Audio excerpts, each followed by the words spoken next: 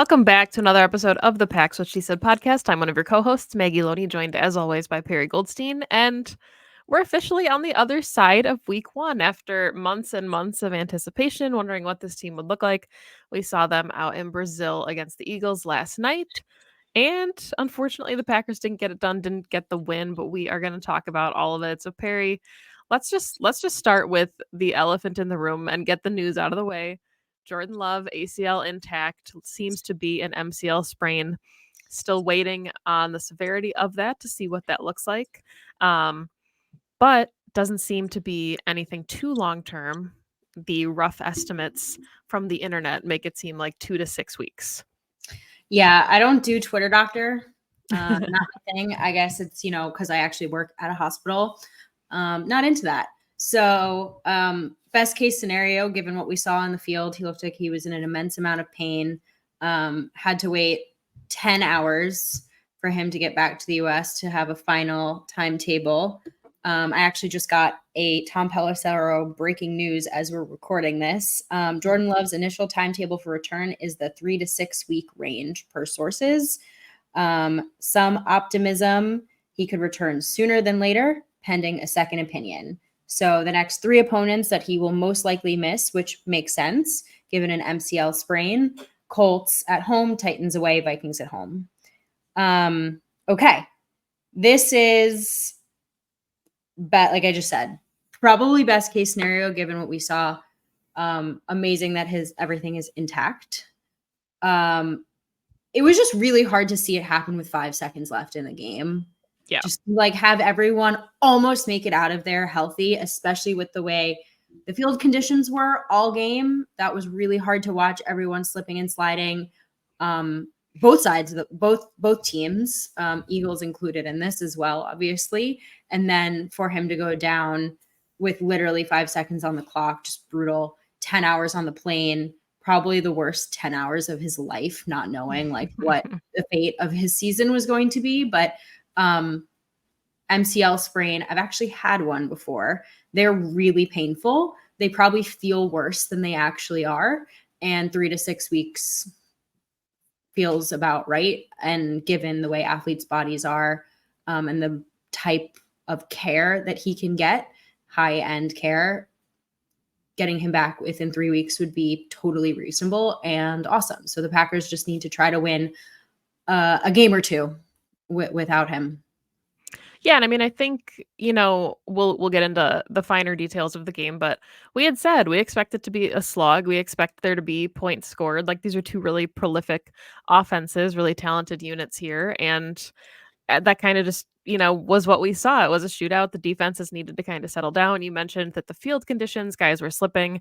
I was talking to the people I was watching the game with about how frustrating it had to be for everyone involved to just, there were some missed tackles, obviously, that is something that the Packers will need to clean up, but some of that was just, the field itself. And we saw the change when they switched out the cleats going into the second half. But yeah, just a lot of week one football, I think, is kind of what this boils down to. A lot of easy mistakes that are fixable. Andy Herman put out a list of 37 things on Twitter that could have been fixed, and the Packers still lost by 1 score.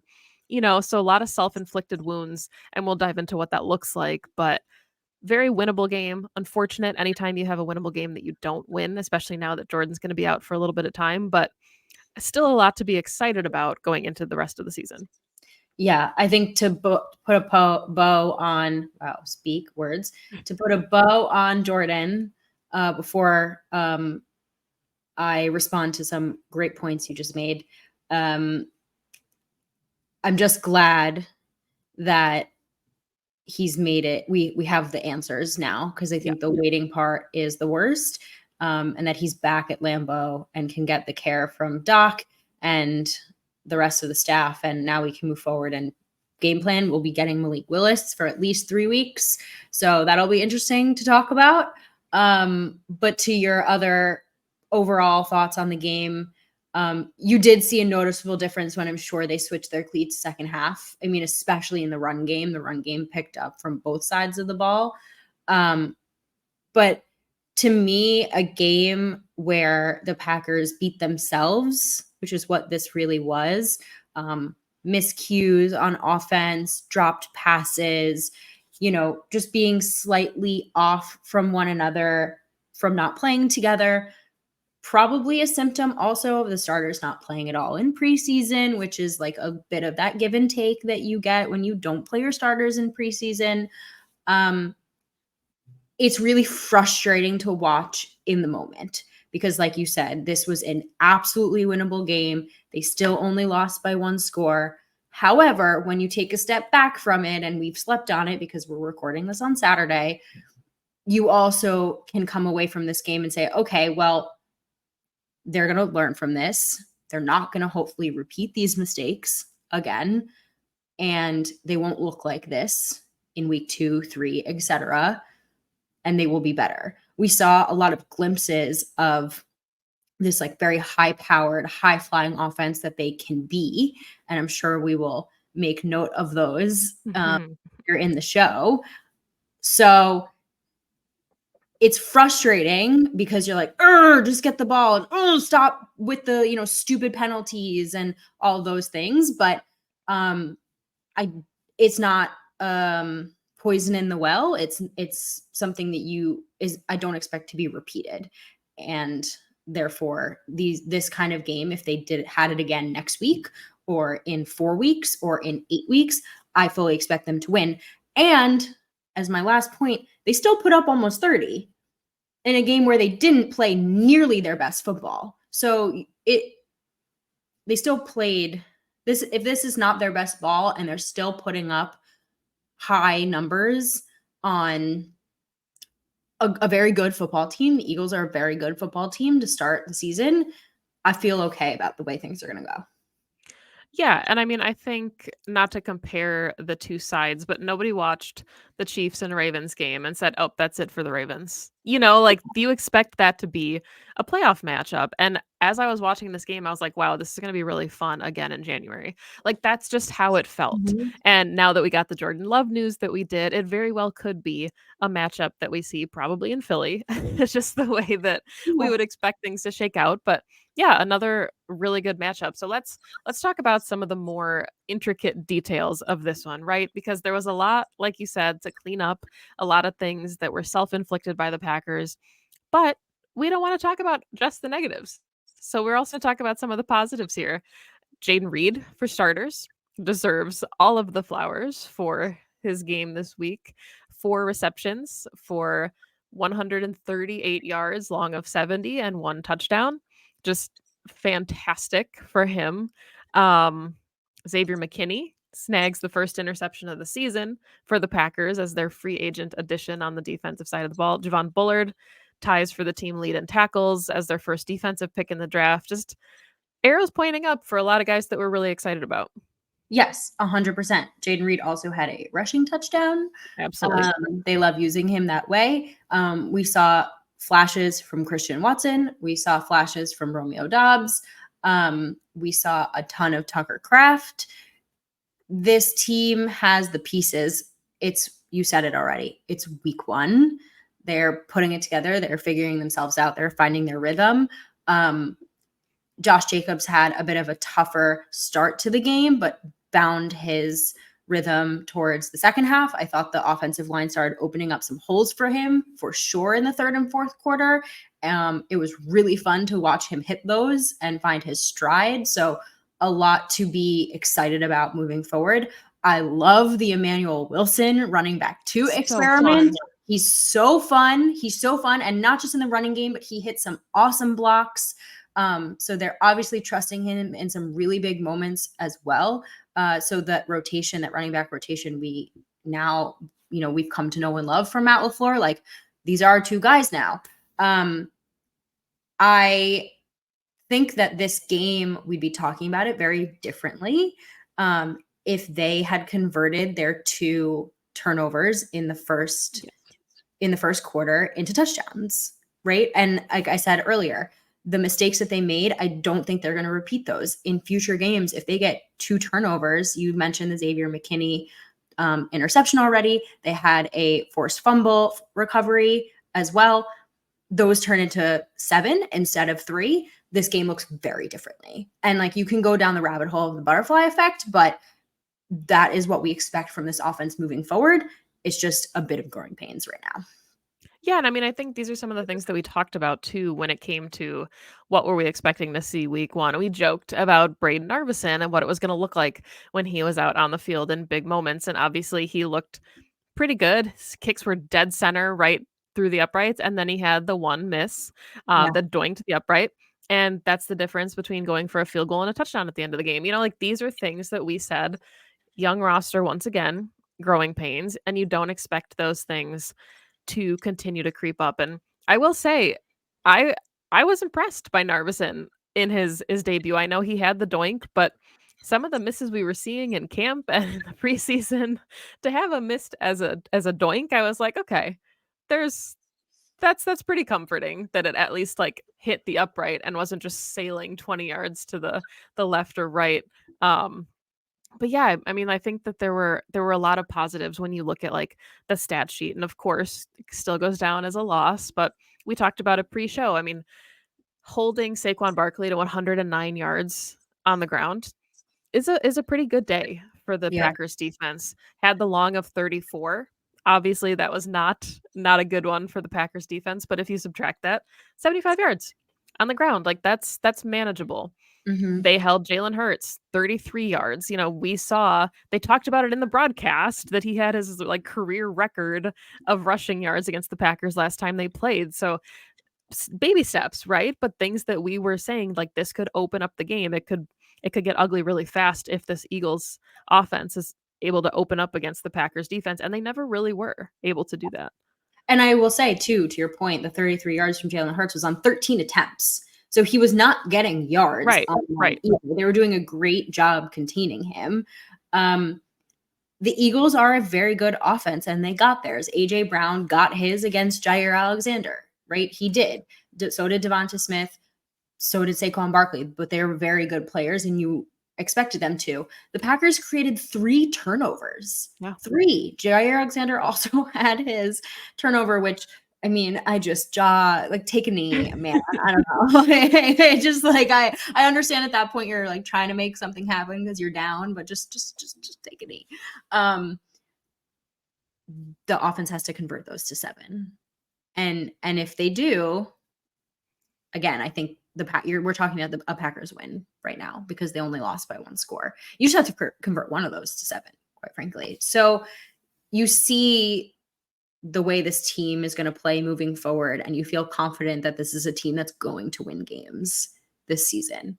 They just were on the wrong side of a few bad calls, a few bad drops, and probably a bad, red zone run call. Matt, stop doing that. And this game looks very differently to me. And I mean, I think, I don't necessarily think anyone's hitting the panic button for Green Bay. I hope that they're not, as far as the fans. Right. I mean, I genuinely hope that nobody is. But it's not like the Eagles played a very clean game either. If you look at, third down efficiency, the Packers were 27% on third downs. The Eagles were 28%. So it was like it kind of felt like it ebbed and flowed. Like both offenses found their rhythm. Then both defenses found their rhythm. Then we saw a couple punts, and it was a very sloppy game for 2 teams that didn't play their starters in the preseason. A lot of growing pains. And I think had this one flipped and the Packers won this one, Eagles, outlets would be saying the same thing, like not a cause for concern, plenty to clean up. If a couple things bounce our way, we win this one. So I don't think that the outcome is really that shocking. And I know we both picked the Packers to win, but a couple things change and they do. So certainly not anything. Of course, not to dismiss the issues. There's plenty to clean up here as well, but nothing that made me go, oh boy, that's going to be a long-term concern, except for Jordan Love, which now hopefully is not a long-term concern. Yeah. And we said too on our preview show, like, wouldn't be surprised if it flipped the other way either. This is going to be a close one. They're a very evenly matched team. And they were Packers had 251 pass yards. The Eagles had 266. The Packers had 163 rush yards. The Eagles had 144, right? This was a very evenly matched team against a pretty evenly matched opponent. And one team capitalized on their turnover into 7. I really think that's like what it comes down to the more I think about it. One team turned their turnover into a touchdown and one team didn't. And that's it. And it really did feel like it's going to come down to the team that has the ball last. And unfortunately, the team that had the ball last, their quarterback got hurt at the end of the game. And we'll never know what would have happened. I want to hear your thoughts on what we saw for the first time in Jeff Hafley's defense. Because we finally got like a non-vanilla, non-preseason Jeff Hafley defense. And they had some amazing things. We've already talked about the turnovers, but we had some not great moments. And I think that was to be expected. But overall thoughts. I think the impression that I got was really that I want to see them next week at Lambeau, because I think the slipping and sliding made it so much harder to get a good assessment of like, would they have made some of those tackles if their feet were, more sure in the ground, and like the Jalen Reed trucking over Eric Stokes. I'm not sure he makes that tackle at Lambeau, but still, like some of those momentum shifting moments where you're slipping and you don't have good traction, some of the angles that players took. Like I think the outcome is probably a little bit different, and we see like cleaner tackling, cleaner rallying to the ball. Maybe a couple tips instead of, errant throws when guys have their footing. But overall, I mean, I think you said it really well when we were kind of talking pre-show about this, was that this is what we would expect from Jeff Hafley. And he didn't do anything exotic or crazy in this game, but saw a lot more man, kind of left his guys on their islands to do what they needed to do, and to short, like, he just put John AJ Brown and said, go do it.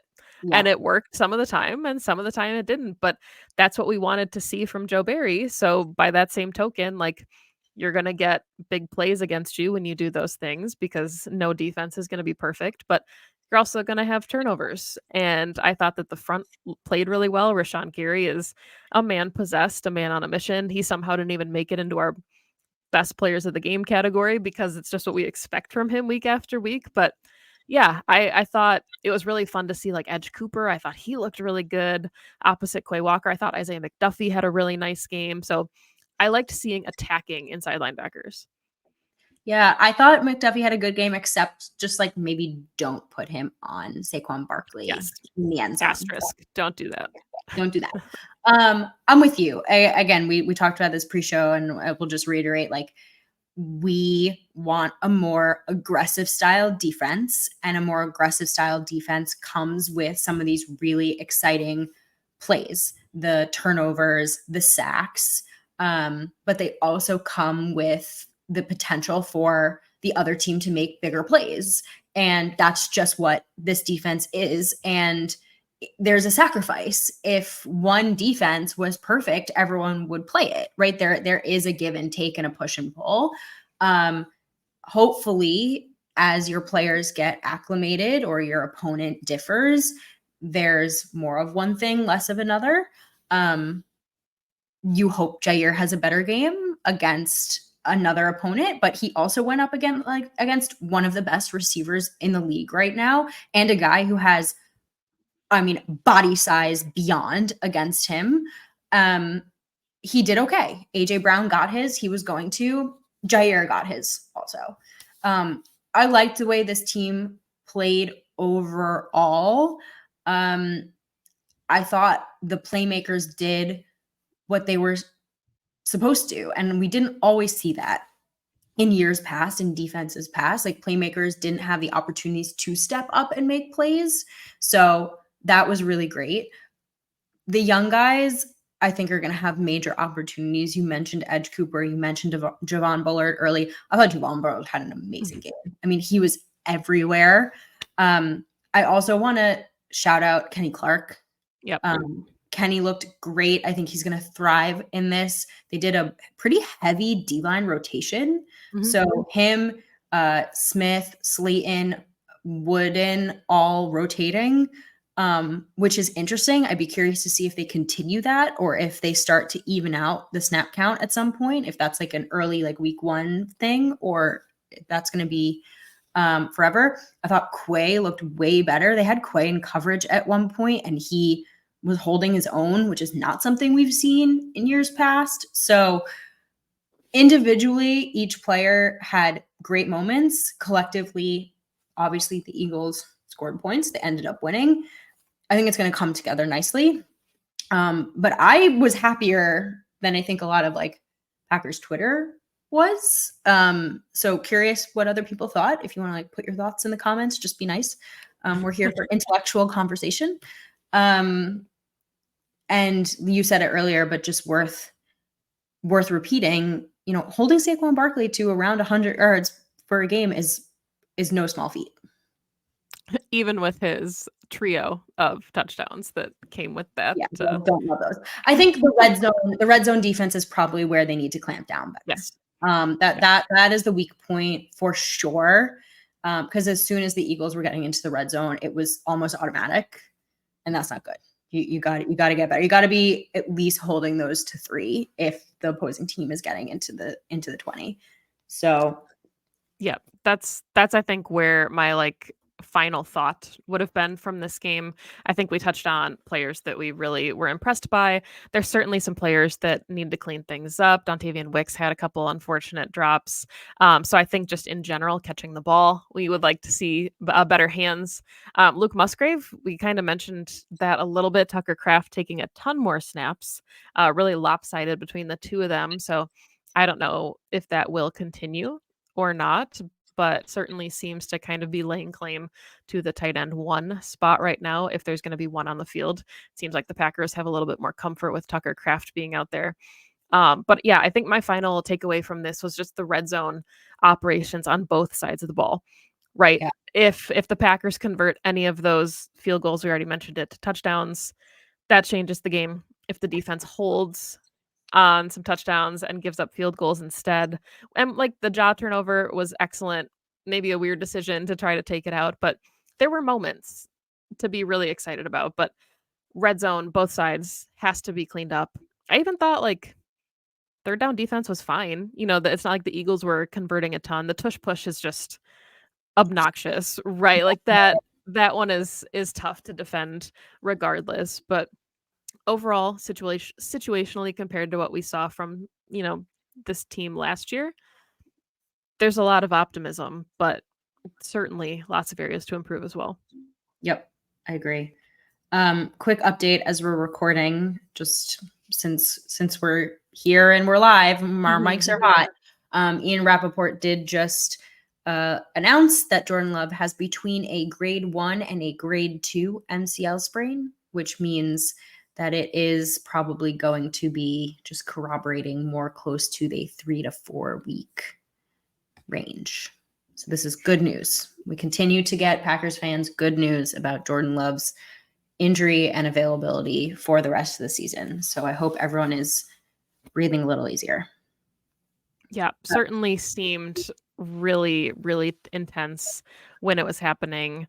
Felt really bad for him. Also felt really bad for Malik Willis having to come in there with 2 seconds left and just like, I don't think anybody wants to hear, just go throw a Hail Mary. Just go throw one. Just certainly didn't end the way we thought it would. I thought he'd at least get the ball out, but we'll see. I mean, and we'll see what happens. I think at least for the Colts game, it's going to be Malik Willis. I don't know if they would make a long-term change to bring anyone in. I would imagine no, since it seems like it's not going to be too severe. And they clearly like Malik Willis enough to trade for him and bring him into the building to be their backup. So you wouldn't have done that if you didn't think that he could play.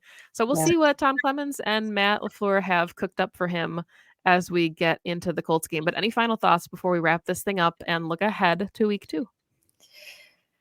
Just happy to have had football back. Obviously would have preferred a better outcome since the Packers could have brought this one home, and there were a lot of opportunities for them to do so, but there's a lot of football left in this season.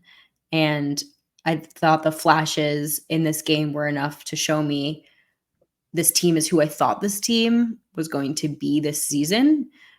And I'm also quite thankful that the next 3 to 4 games are against the next 3 games, I should say, are against not too difficult opponents. Yeah, it's going to be really interesting to see what happens. We will be back to talk about it. Of course, Colts and Texans play at noon on Sunday. So if whether you're watching on Red Zone or if you're going to get the game, do a little scouting report and see what you think of the Colts and how you think the Packers will fare at their home opener next week at Lambeau Field. But thank you, as always, for listening to the Packs What She Said podcast. You can find us on Twitter at PWSS Podcast, Perry_Goldstein, me at Maggie J. Loney. Find us on Spotify and support the show if you love what we're doing. Also on Apple Podcasts and everywhere you find the audio and video format of the podcast. You can check out the video on Spotify as well. But if you're here on YouTube with us, thank you so much. Please like and subscribe to the show if you don't already, because we're going to be here all season. And hopefully, we only have a couple more games now without Jordan Love. So we'll be back talking Colts and Packers. Go Pack Go. Go Pack Go.